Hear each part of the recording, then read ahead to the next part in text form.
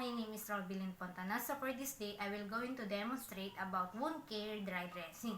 So for the purpose is to promote healing and to prevent infection. For the assessment, first assess for the doctor's order to ensure the right order is carried out on the right time. Second, assess for the client's level of consciousness and level of knowledge and understanding to determine the client's ability to follow the instruction. Third, ask the client about allergy to latex or chlorhexidine gluconate or any cleansing solution to help the nurse select another cleansing solution and materials and completeness of the materials needed to save the nurse's time and energy. And for the procedure, first,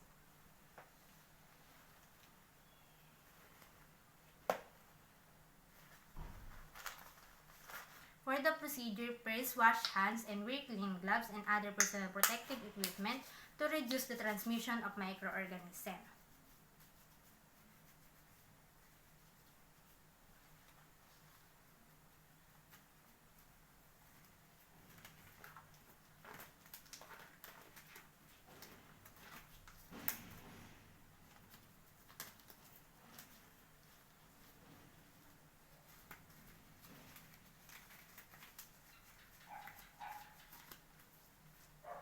Then after that, identify the client, explain the procedure, why it is necessary and how she can cooperate to ensure the correct patient and promotes client's cooperation and participation during the procedure.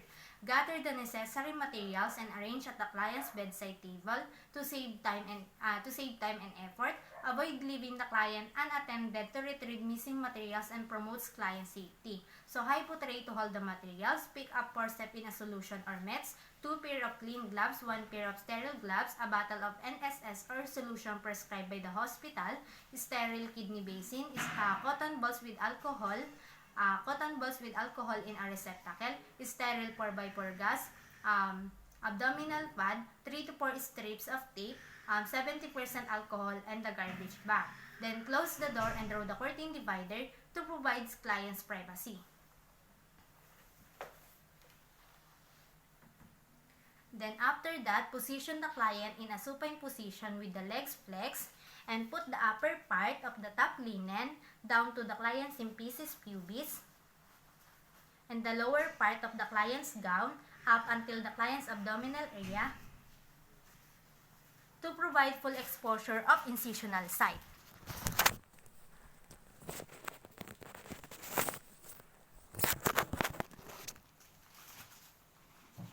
Then after that, remove gloves, do hand rub, and wear another clean gloves to prevent the spread of microorganisms.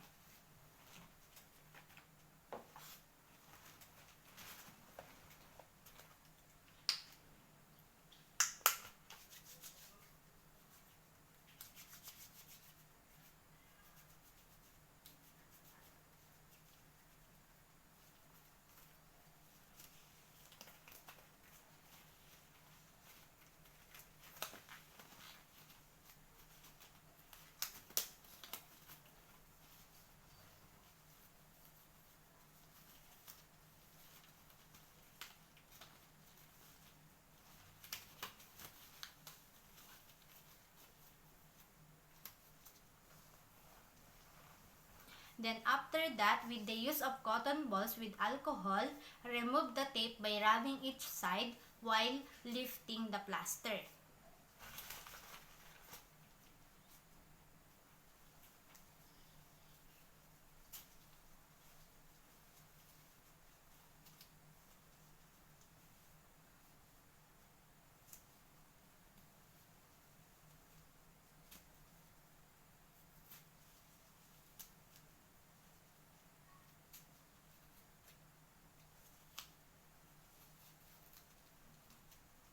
Place it in appropriate waste receptacle to minimize discomfort or pain upon removal. Then gently remove the dressing, inspect both the dressing and the suture line for its appearance and for the presence of blood discharges and the color of discharges as well as the odor. And inspect for the status of the surrounding tissue or skin for redness or itchiness. Then dispose soil dressing properly in waste receptacle to help the nurse identify what nursing management is needed and to prevent the spread of microorganisms. Then after that, remove gloves, do hand rub, and wear another clean gloves to prevent the spread of microorganisms. Then after that, wear sterile gloves if inspection of wounds reveal delayed epithelialization to prevent the transmission of infection. Then after that, put some amount of NSS into the kidney basin and moisten the gas with the use of NSS.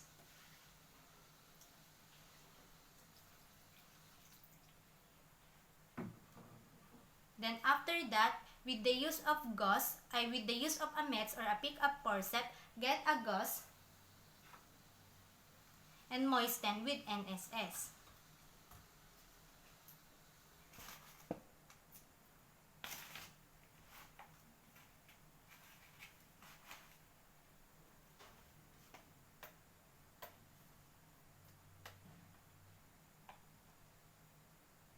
Clean the skin around the incision site to maintain the sterility of the procedure.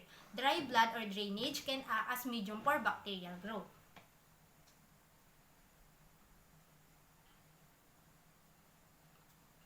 Then after that, cleanse the incision site or suture lines with another gauze moistened with NSS or cotton tip applicator, moistened with NSS or prescribed solution by the hospital.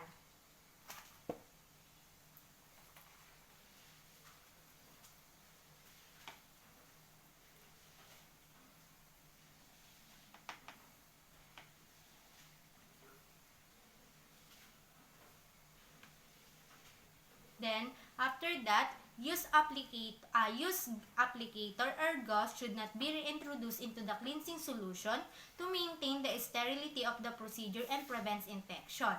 Then, discard each gauze or applicator into the receptacle once it is used. Then, after that,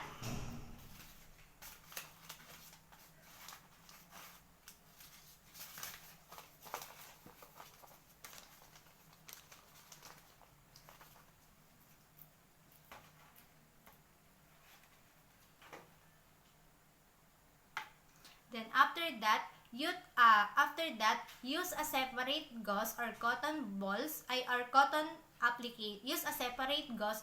applicator in each use.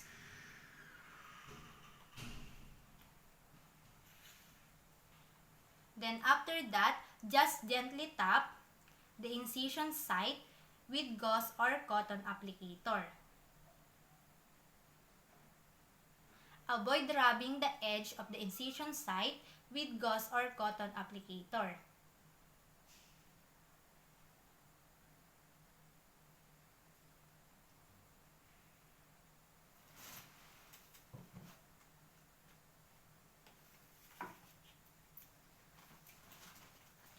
To prevent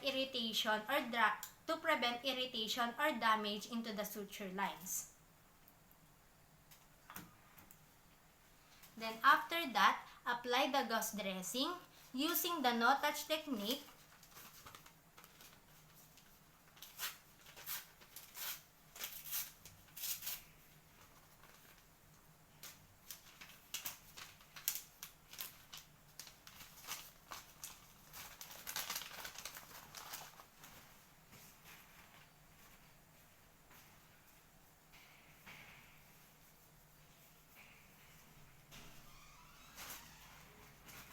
Apply the gauze dressing using the no-touch technique. Grasp just the edge of the dressing. Fold if needed and apply to the wound. No-touch technique prevents the contamination of the dressing. Then after that, an abdominal pad may be applied over the gauze dressing if needed. Secure with tape to hold the dressing in place and to promote client's comfort and for the absorption of exudate. Then after that,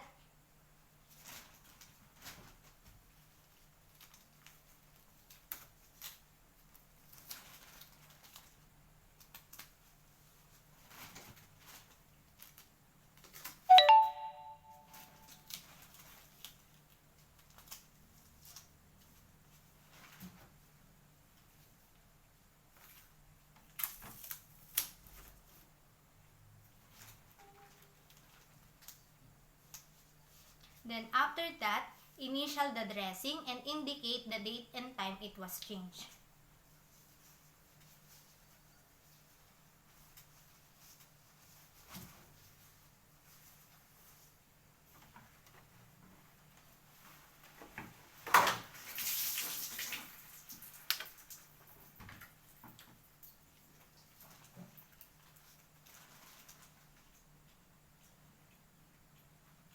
This maintain the records for dressing change for the next nurse.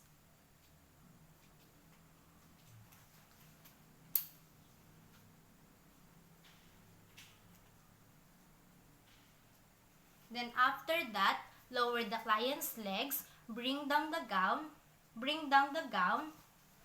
and bring up the top linen up to the abdominal area of the client. Lower the bed, raise the side rails, and put the call light within the client's reach to promote client's comfort, safety, and privacy. Then after that